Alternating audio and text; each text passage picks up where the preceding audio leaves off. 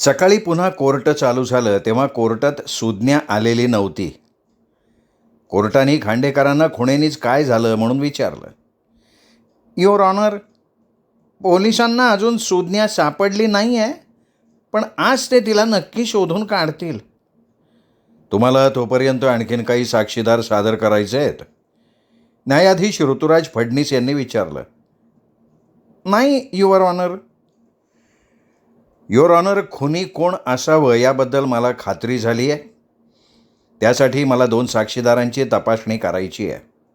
एक ॲडव्होकेट भोपटकर आणि दुसरा कणाद मिर्लेकर.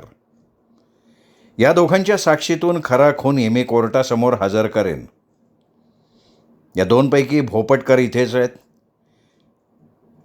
मिर्लेकरांना कोर्टानं समन्स काढावं अशी मी विनंती करतो. मिर्लेकर येईपर्यंत कोर्टाची परवानगी असेल तर मला ॲडव्होकेट भोपटकर यांना काही प्रश्न विचारायचे आहेत. कोर्टाने परवानगी दिली आणि भोपटकर पिंजऱ्यात आला. पाणिनीने उठून त्याला प्रश्न विचारायला सुरुवात केली. केरशी इथे राहणारे उत्क्रांत उदगीकर हे तुमचे आशील आहेत? मिस्टर पटवर्धन, तुम्ही स्वतः वकील आहात. आपल्या आशिलांची माहिती बाहेरच्यांना द्यायची नसते, तुम्हाला ते माहिती असेल. मी फक्त आशील आहेत किंवा नाहीत एवढंच विचारलं. पण ठीक आहे, मी प्रश्न बदलून विचारतो. त्यांना तुम्ही ओळखता? आता भोपटकरचा नाईलाज झाला. तो उत्तर न देता चुळबुळ करायला लागला. युअर ऑनर, भोपटकर यांना नसेल द्यायचं उत्तर तर मी उत्क्रांत उदगीकर यांना समन्स काढून इथे बोलवून ही माहिती घेऊ शकतो, पण त्यात वेळ जाईल. वकील या नात्यानं कोर्टाला सहकार्य करायची त्यांची इच्छा असेल तर. हो, मी ओळखतो, त्यांना ओळखतो. भोपटकर पटकन म्हणाला. तुमची सेक्रेटरी सुज्ञा आणि उत्क्रांतची मुलगी हिमांगी या मैत्रिणी होत्या? मला माहीत नाही. तुमची अशील मैथिली आणि हिमांगी व सुज्ञा यासुद्धा एकमेकींच्या मैत्रिणी होत्या? मला माहिती नाही. सुज्ञा ही घटस्फोटित आहे? हो. या तिघींची ओळख होण्याचं कारण म्हणजे सुज्ञा आणि मैथिली दोघीजणी उत्क्रांतच्या बंगल्यातल्या आवारात ज्या खोल्या भाड्यानं दिल्या जायच्या त्यात राहायच्या? पाणिनीने विचारलं. भोपटकरनी म्हटलं, माहीत नाही. घटस्फोट देताना पती पत्नी यांना वेगळं राहायला लागतं आणि पत्नीला जर माहेर नसेल तर तिला 6 महिने राहण्यासाठी उत्क्रांत या खोल्या भाड्यानं द्यायचा?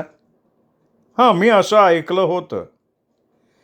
हिमांगी उदगीकर आणि सुज्ञा पालकर यांच्यात करार झाला होता की या खोल्यात भाडेकरी म्हणून घटस्फोटाच्या प्रतीक्षेतल्या स्त्रिया मिळवून द्यायच्या?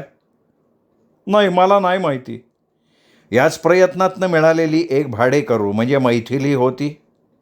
माहीत नाही. आणि दुसरी म्हणजे अंगिरस खासनीसची सेक्रेटरी निवेदिता नंदर्गीकर होती? युअर ऑनर, मूळ खटल्याशी काहीही संबंध नसलेले निरर्थक प्रश्न. Over ruled. न्यायाधीश ऋतुराज फडणीस म्हणाले. मला या सगळ्या प्रश्नांच्या उत्तरातून घटनांची एक विशिष्ट साखळी उभी राहतीये असं वाटतंय. म्हणजे साक्षीदार जरी बहुतेक प्रश्नांना उत्तरं देत नसला तरी ॲडव्होकेट पाणिनी पटवर्धन खुनाची पार्श्वभूमी काय असावी आणि हेतू काय असावा हे कोर्टाच्या नजरेला आणून देण्याचा प्रयत्न करतायत असं मला वाटतंय. त्यांनी हे सगळं निवेदनातनं सांगितलं असतं तर तुम्ही हरकत घेतली असती की केवळ तर्कावर आधारित पण पुरावा नसलेलं विधान पटवर्धन करतायत. म्हणून त्याऐवजी पटवर्धन या साक्षीदाराच्या तोंडून खुनाची पार्श्वभूमी उलगडण्याचा प्रयत्न करतायत. भले साक्षीदार त्यांना सहकार्य न करो, पण युअर ऑनर, मी फेटाळली आहे तुमची हरकत. खाली बसा. न्यायाधीशांनी खांडेकरांना फटकारलं. रायबागी एंटरप्राइजेसच्या कणाद मिर्लेकर याचा तुमचा परिचय आहे? आहे. कशी ओळख झाली तुमची? रायबागी एंटरप्राइजेसच्या बऱ्याचशा कायदेशीर बाबी मी हाताळत होतो. कणाद मिर्लेकर हे तिथे मॅनेजर आहेत. तुमची सेक्रेटरी आणि कणाद मिर्लेकर हे खास मित्र आहेत? एकमेकांवर प्रेम आहे त्यांचं? मला माहिती नाही. माझ्या स्टाफच्या खाजगी भानगडीत मी पडत नाही. कणाद मिर्लेकर हा जुना कर्मचारी असून सुद्धा त्याला रायबागी एंटरप्राइजेसमध्ये फारसं महत्त्व नव्हतं. ऑब्जेक्शन. हा अंदाज आहे. सस्टेंड. भोपटकर, तुम्हाला तुमच्या सेक्रेटरी पालकर हिने सांगितलं की मिर्लेकर हा जुना कर्मचारी असून सुद्धा त्याला रायबागी एंटरप्राइजेसमध्ये फारसं महत्त्व नव्हतं. अंगिरस खासनीस याला जबाबदारीची कामं दिली जात होती. हे खरं आहे का नाही? लक्षात ठेवा, सप्तेवर साक्ष देताय तुम्ही. साक्षीदार चुळबुळला. उत्तर द्या, फडणीस म्हणाले. हो. भोपटकर नाईलाजानं म्हणाला. तुम्हाला तुमची सेक्रेटरी पालकर हिने सांगितलं की मैथिलीने तिला आश्वासन दिलं होतं की जेव्हा पद्मराग रायबागी मरेल तेव्हा तीच म्हणजे मैथिली हीच मालकीण होईल. त्यावेळी मैथिली कणाद मिर्लेकरला चीफ एक्झिक्युटिव्ह करेल, म्हणजे रायबागी समूहाचा प्रमुख. हे खरं आहे का नाही? ही ऐकीव गोष्ट आहे युअर ऑनर. म्हणजे मैथिलीने पालकरला सांगितलेली. त्यावर या साक्षीदाराला प्रश्न विचारलं जाणं योग्य नाही आहे. खांडेकर आक्षेप घेत म्हणाले. मी विधानाच्या सत्यतेबाबत प्रश्न विचारलेला नाहीच आहे. मी फक्त एवढंच विचारलं आहे की साक्षीदाराला सुज्ञा पालकरनं हे सांगितलं का नाही सांगितलं. साक्षीदार या प्रश्नाचं उत्तर हो किंवा नाही असं देऊ शकतो. फक्त तो कोर्टात शपथेवर बोलतोय म्हणजे खरं बोलणं अपेक्षित आहे. न्यायाधीशांनी निर्णय देण्याआधीच पाणिनी म्हणाला. अगदी याच शब्दात नाही, पण तशा अर्थाचं विधान सुज्ञानं माझ्याशी बोलताना केलं. That's all. पाणिनी म्हणाला. सध्या तरी भोपटकर जाऊ शकतात, पण मला यानंतर कणाद मिर्लेकर यांना प्रश्न विचारायची परवानगी द्यावी. मिर्लेकर इथे हजर आहेत. सरकारी वकिलांची काही हरकत मिर्लेकरांच्या साक्षीला? नाही. खांडेकर म्हणाले. मिर्लेकर आत आला, पिंजऱ्यात उभा राहिला. कणाद मिर्लेकर, पदाचा विचार केला तर ऑफिसात तुम्ही खासनीसचे बॉस होतात. हो. त्याचं आणि तुझं कामाचं स्वरूप काय होतं? मी रायबागी साहेबांच्या खालोखाल होतो. सर्वच विभागांचा प्रमुख. सर्वांच्या कामाचं नियंत्रण नाही म्हणता येणार, पण पाठपुरावा करायचं काम आणि त्याची अद्ययावत माहिती साहेबांना द्यायची जबाबदारी माझ्याकडे होती. बँकेचे व्यवहार कोण पाहत असे? मीच पाहत असे.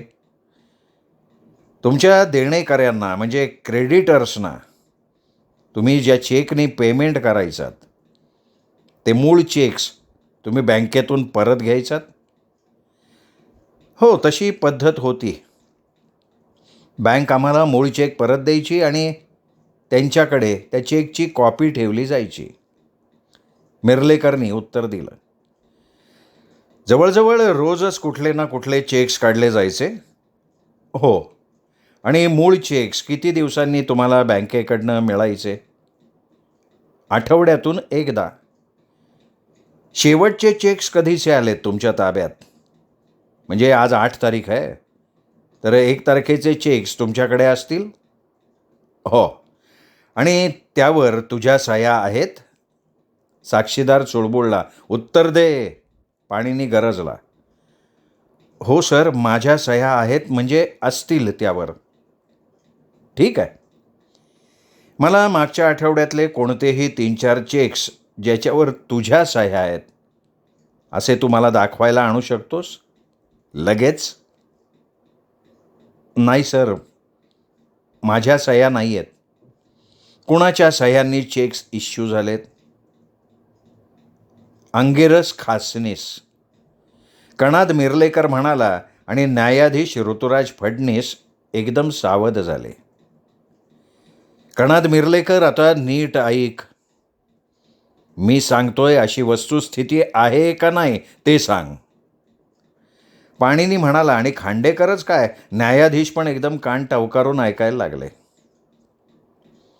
तू पद्मराग रायबागीचा सर्वे सर्वा होतास. त्याच्या खालोखाल तू त्याच्या ऑफिसचा प्रमुख होतास भूतकाळात.